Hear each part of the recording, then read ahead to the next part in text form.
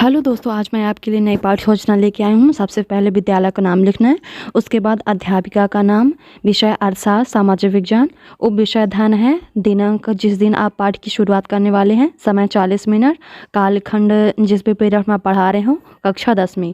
आज हम पाठ्य योजना धन के बारे में बताएंगे। सबसे पहले यहाँ सामान्य उद्देश्य है, क्रमशः दिया हुआ है। उसके बाद विशिष्ट उद्देश्य है, क्रमशः दिया हुआ है।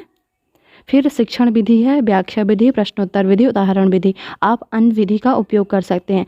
फिर इसके बाद शिक्षण सहायक सामग्री है, मैंने धन का चार्ट तैयार किया हुआ है। इसके बाद पूर्व ज्ञान है, प्रस्तावना, इसमें 3 कॉलम बनाए जाते हैं।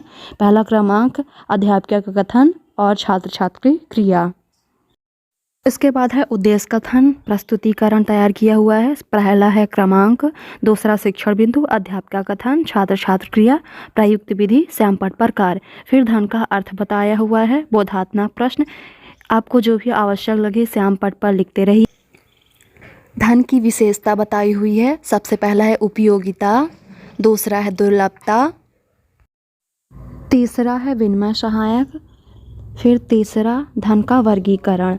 पहले इसमें व्यक्तिगत धन दिया हुआ है, दूसरा है सामूहिक धन, फिर तीसरा है राष्ट्रीय धन, चौथा अंतर्राष्ट्रीय धन। फिर इसके बाद बोधात्मक प्रश्न दिया हुआ है। फिर मूल्यांकन प्रश्न के बारे में बताया हुआ है। फिर श्यामपट्ट पर कार्य, निरीक्षण कार्य, पुनरावृत्ति प्रश्न, गृह कार्य, सबसे आखिरी में निष्कर्ष के बारे में लिखा हुआ है।